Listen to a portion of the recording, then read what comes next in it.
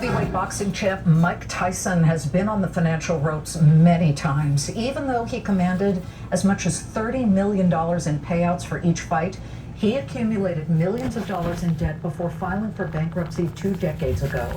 Well, he may have been knocked out and down, but he is back up and punching his weight in the business world. Mike Tyson is now in the cannabis business with his brand Tyson 2.0. And here's the news. He has inked a deal with Israeli medical marijuana company Intercure, which will exclusively cultivate, manufacture, and distribute Tyson's edible products to overseas markets, including the UK and Germany, for medicinal use. What else could the deal bring? Joining us now in a Fox Business exclusive is Mike Tyson, the co-founder and chief brand officer of Tyson 2.0. Great to see you, Mike. Hey, how you doing? I am great. And awesome seeing you as well. Yeah, and it's great to see you. And you're some businessman right now. My goodness, tell me about this deal with Intercure.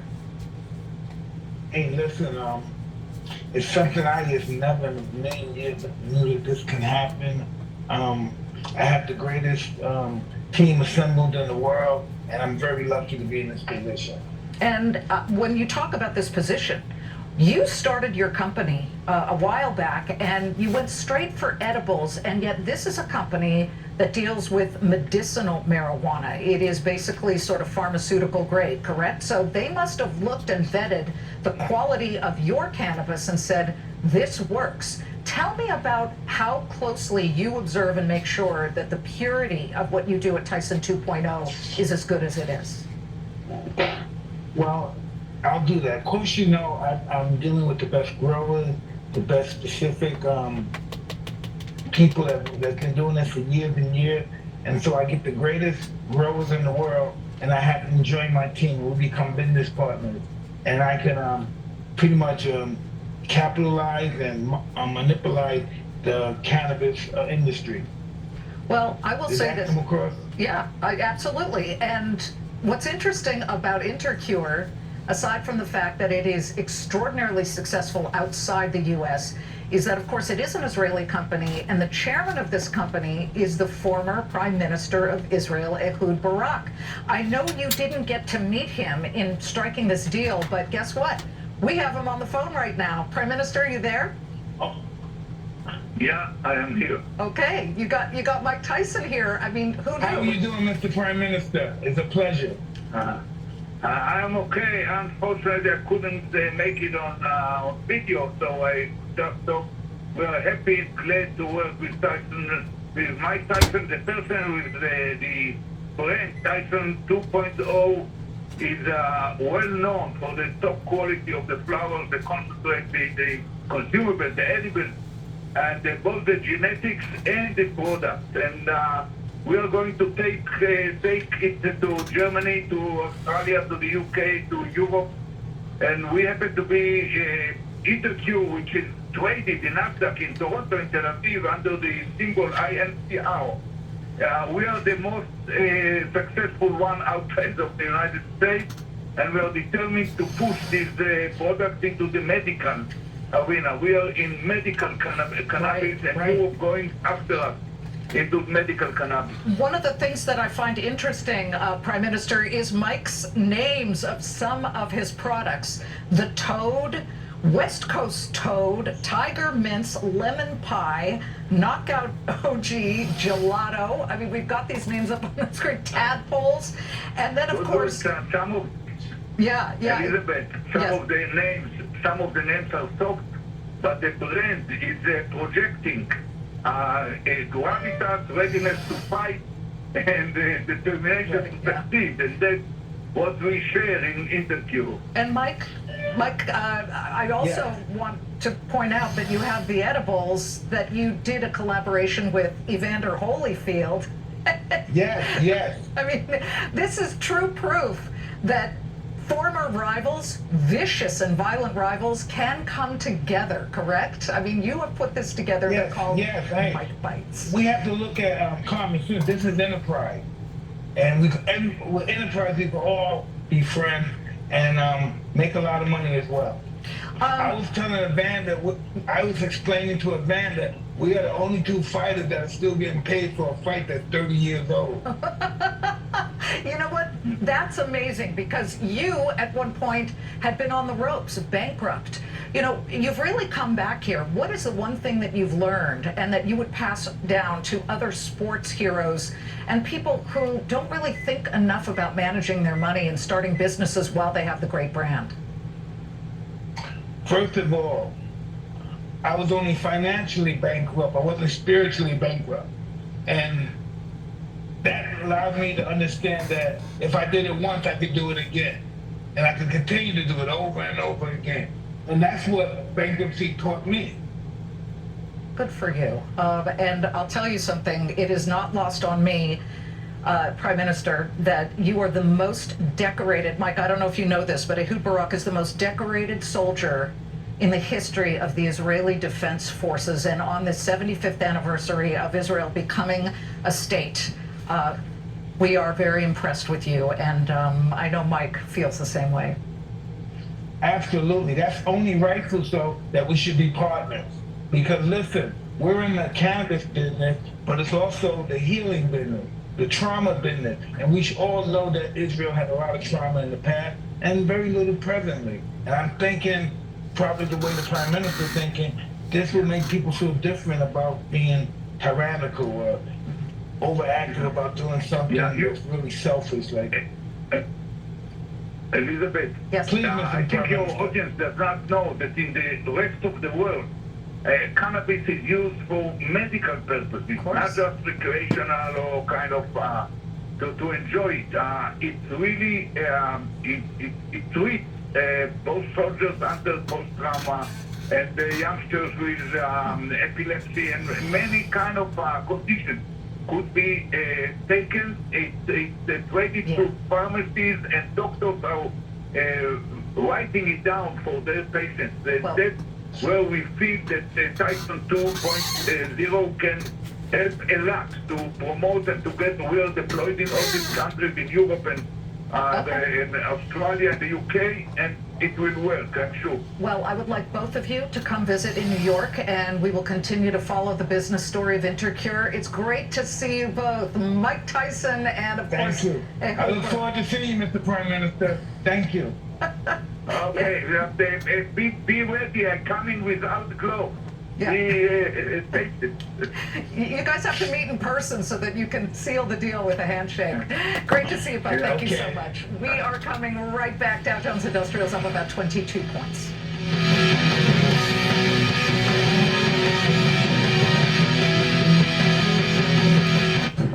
The chasing.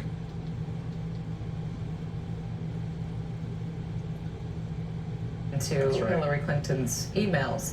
The FBI has released a statement and a letter from the FBI General Counsel to Mr. Durham, and it says attributable to the FBI. The conduct in 2016 and 2017 that Special Counsel Durham examined was the reason that current FBI leadership already implemented dozens of corrective actions, which have now been in place for some time. Had those reforms been in place in 2016, the missteps identified in the report could have been prevented. This report reinforces the importance of ensuring the FBI continues to do its work with the rigor, objectivity, and professionalism the American people deserve and rightly expect. All right, Barb, let's talk about the legal aspects of it. And remind us, John Durham brought a couple of cases to court, but he didn't get a prosecution in either one. That's correct. He brought two cases. One, the one that Ken just mentioned, the Kevin Kleinsmith case, where there was a guilty plea in that case for falsifying a document that was used to the FISA court. But then there were two others. There was a case against a lawyer named Michael Sussman for false statements to the FBI that was acquitted at trial, and another one against a defendant named Dachenko that was also found not guilty in a case. I want to stop it right there. I want to go back and talk about that channel that had that boxer in there pertaining to the marijuana, medical marijuana. What you just seen and heard, live testimony, data testimony, is the fact that in 1983, if Northwest Tennessee would have been willing to have opened up their eyes, and if this country would have been willing to have opened up their eyes, it could have started an industrial complex here in Northwest Tennessee that would have benefited everybody towards either lotions, pill form, all kinds of other different areas that you can use medical marijuana on. But instead, I was demonized and dehumanized by the people around here, and the very people that dehumanized me about it are probably the very people that has now been involved in the black market industry and how that they wanted to pocket the profits off of the black market industry. But in the meantime, whenever they done that, they took away the fact that the taxes wasn't getting paid, because now it was all being dealt with underground, kind of like the syndicate. And also the fact that it was so loosely out there that now you got children that's 5, 6, 7 years old that's either influenced by marijuana parents, or they themselves are smoking marijuana or doing something illegally pertaining to the marijuana drug. To where if they would have modified it 40 years ago, just like they modified alcoholism during Prohibition, if they would have modified it, they would have been able to have controlled it to keeping it out of the hands of the 7, 8, and the 10-year-olds. There has been so many mistakes in how that people has miscategorized my intentions towards coming out into the eyes of the general public and telling them the things that I've been telling them, regardless whether it was a bloody road ahead, regardless whether it was erratical weather events, it was going to cause electrical disturbances, or the fact that marijuana does have healing type products in it that will help human beings rather than hurt human beings. Now, you tried to explain that to some of the people, some of the older heads over here in Kenton, Tennessee, and they'll look at you like a deer in the headlight looks. It just won't register with them. But yet now, if they was to be going through chemo right now because of cancer being so predominant, that would probably be one of the first things that the doctor would look at, especially if you'd lost all your appetite and you was suddenly losing massive amount of weight because you wasn't eating. That would probably be one of the first things that the doctor would prescribe to you towards getting on some sort of marijuana treatment plan. That way, maybe it would regain your appetite back to where you would at least put a little bit of nutrition and protein into your body. There has been a movement that wanted to destroy Dennis James Jackson, the founder of the Windmill Ministries, ever since I made a telephone call to the White House in 1983, and ever since I walked across the bottoms to a little town called Kenton, Tennessee, and sought some sort of help because I know that my life was in danger. My whole concept has been a concept towards wanting to help people, not hurt people. My whole concept has been a concept of love, forgiveness, grace, mercy. But everything was taken out of context. Everything was misscrutinized to the point that now, today, all of us are suffering the consequences of. And if we're not suffering it medically, we're suffering it financially. If we're not suffering it financially, we're suffering it politically. If we're not suffering it politically, we're suffering it spiritually. I was the black sheep. And none of these people around here was going to support any of the ideologies that was coming out of the founder of the Windmill Ministries. I just got off the phone a while ago with an individual. His name is Donnie, owns Montgomery Paint and Body down in Montgomery, Alabama, that recently had to go through all kinds of operations and all kinds of chemo. Probably spent over $200,000 of his own money. It's drug him down to the point he's about 146 pounds right now, and he's basically at the point of death. To where if those items that I'm talking about could have been used appropriately on him may have prevented from him being 146 pounds. 146 pounds, that's better than 96 pounds, but still, the point that I'm trying to make is this. God put seed-bearing herbs here, the Bible specifically says, for our benefit. Based upon our knowledge, based upon our needs, that product could have been good for Northwest Tennessee, not just on a financial level, but also on a medical level. Once more, they wanted to mischaracterize me. They wanted to put me in the categorization of somebody that was trying to harm them and hurt them versus somebody that wanted to help them. Which is uncharacteristic of the Bible, the King James Version Bible, the way that I understand the Bible to begin with, because the New Bible, pertaining to the Lord coming back, is based upon the mercy seat of God, is based upon divine mercy that has come from God through the Son, Jesus Christ, that wasn't available up until Jesus Christ come. Because up until Jesus Christ come, the only thing that was available was an eye for an eye and a tooth for a tooth pertaining to the Mosaic laws. The Mosaic law was based around that particular factor.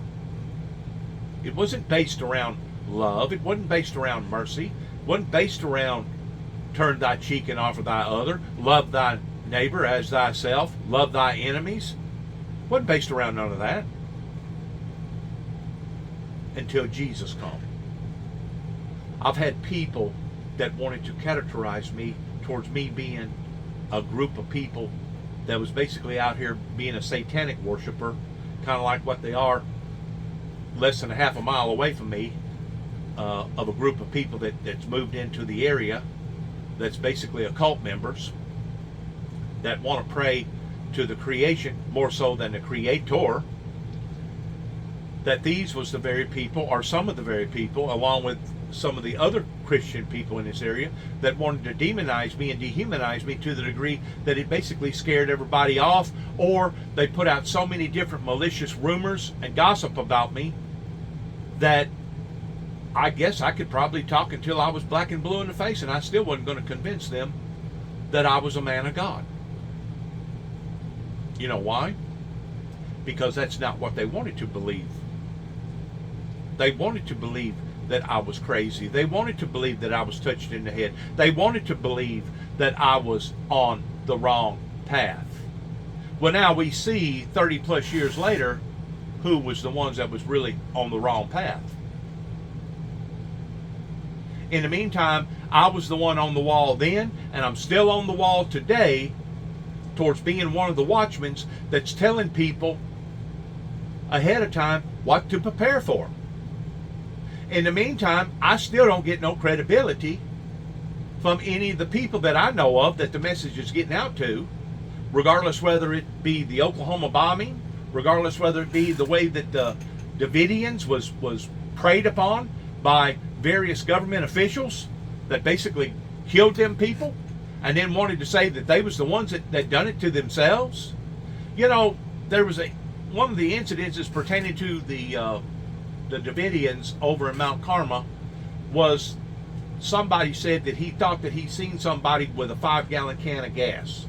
The size of that building, I tried to get the statistics today, but I never could get the I don't know if I got to go through the real estate records or what, but I tried to get the statistics towards just exactly how long and how wide and how deep that building was, with it being a 2-story building.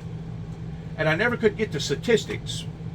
But I guarantee you, to create such of a magnitude of a ball of fire that basically turned that whole outfit in a matter of seconds into a towering inferno, you would have had 100 men standing in 100 different places, every one of them with a 5-gallon can of gas, and throwing the gas all on the walls and throwing the gas all on the floors, and then everybody backing off and lightning at one time. That would have been the only way to have created such of a fireball. And that wasn't happening because the people was frightened to death because they had been pouring tear gas into that building for 6 continuous hours. You had a tank that was driving into the sides of the walls, putting big holes, gaping holes into the walls. Basically, at times, even the Davidians said that they thought that the whole building was going to fall, that they thought it was an earthquake of some sort. For a group of people to have masterminded and pulled that off the way that they did, in trying to say that it was the Davidians that killed themselves and killed all them children, that tried to twist it around, for a group of people to have bought into that hook, line, and sinker was either blind themselves or they didn't care enough about a group of people that they was willing to search it out and truly find out what had happened. Not counting the fact that in most states it's against the law to use those type of luring entrapment techniques to begin with because it's wrong. It was the government officials down there that was basically implanting them people with those guns that come back towards getting them because of some taxes. Those people didn't deserve to die that way. Those people didn't deserve to die, period. Much less what went on in Oklahoma 2 years to the date. It's unbelievable how that things has been masked in us thinking that it was one way, but in reality it was a complete different story once you get in behind it and you find out what was actually occurring during the time that it was occurring. It was wrong in how the ATF was luring them people into buying guns and then turning around towards busting them because of the guns. And it was wrong in how that they filled that building full of tear gas, knowing that there was women and children in that building that was not supposed to be used on women and children, much less in a confined area like that. It was wrong in what they done and how that they done it, and to this day there still hasn't been no accountability on account of it. That's the reason why that I'm asking for $5 million per person, per victim of those that died in the Oklahoma bombing. $5 million, and actually that's a conservative amount. Just like the Windmill Ministries, I believe should be reimbursed for the trouble and the time that I've been through for several $1 million myself, like probably about $5 million from the ministry, because if you look at my lifespan for the past 30 plus years, if you'll do the arithmetic on that towards how much money that not only that I was out towards being a entity that was not tax exempt because I couldn't get tax exemption, but also the time and the money that I could have been making in other areas that I wasn't making in other areas. And besides that, I was the one that initiated the severity of what we're doing to our planet that now has kicked off the Green New Deal. And you know, there are just so many areas that I'm still being thrown under the bus about, under the 8 ball about, basically thrown out to dry. I would like to see $100,000 be given to the Weakley County Veterans Affairs. I'd like to see $100,000 given to Obion County pertaining to the Veterans Affairs. I mean, I would like to take a non-profit and actually use it for the benefit of the people. But once more, if you haven't got confidence in the people because of them trying to destroy your character the way that they did, and you have to admit that that's exactly what the government was in behind. Whenever you have a government that said what they said in Wheeling, West Virginia, to my attorney Julene Nugent, that's still living to this day as a live witness, that knowing good and well that the federal government was lying on stand by saying that I had said that I was on my way to Washington, D.C. to take out one of their presidencies. Whenever you have a government that is willing to do this to somebody, and then you still don't have people willing to stand in your corner because of, it speaks volumes about the people. It speaks volumes about the people that don't want to take full responsibility towards what they done in Waco, towards what happened in Oklahoma City, Oklahoma, and in other areas towards what has went on with the founder of the Windmill Ministries missions. But, you know, if I was to get out here and promote the idea that I was asking for $5 million of compensation from the government because of everything that had went on, then I would have people like Tommy Moore, that's the judge here in Dresden, Tennessee, saying, you see there, he's making demands, demands, just like the Unabomber. He's got a manifesto going. A man of God shouldn't have to beg, borrow, and he shouldn't have to manipulate the people for the people to do the right thing.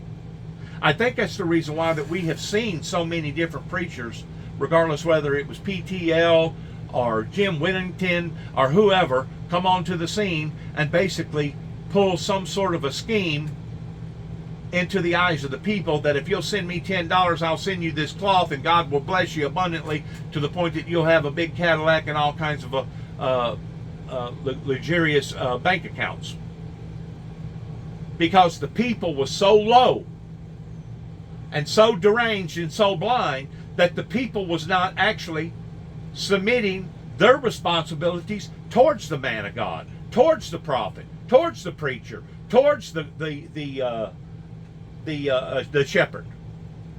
And because they didn't want to be shepherded by the one that had been anointed to shepherd them for the past 30 plus years, now we have seen the direction that not only Northwest Tennessee has taken, but now we see the direction that this government has taken on account of. And you can't tell me that problem after problem after problem after problem has not been initiated because of God basically turning his back upon to a group of people that thought that they was going to be able to do this and get away with it.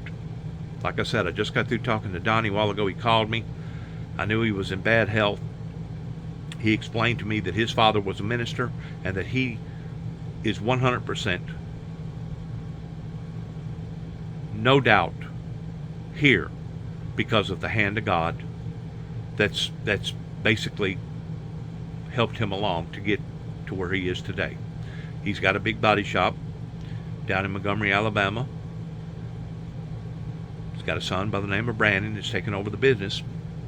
But so many lies has been told on so many Christian people that has put us where we are today. And if we, the people, especially the Christian people, aren't willing to stand up and recognize that, I'm telling you right now, the hole that we're digging for each other is only going to get deeper. It's only going to get worse.